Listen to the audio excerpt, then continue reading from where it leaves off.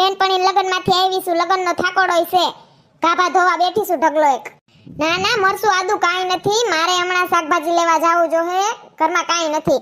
લગનમાં ગઈ હતી ને એટલે. હારું હાલો મૂકો.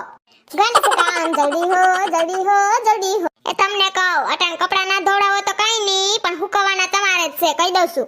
ગાભાનો ઢગલો ખૂટતો નથી, કોઈ જાણે કાંઈ નવરીની થાશું. લગનનો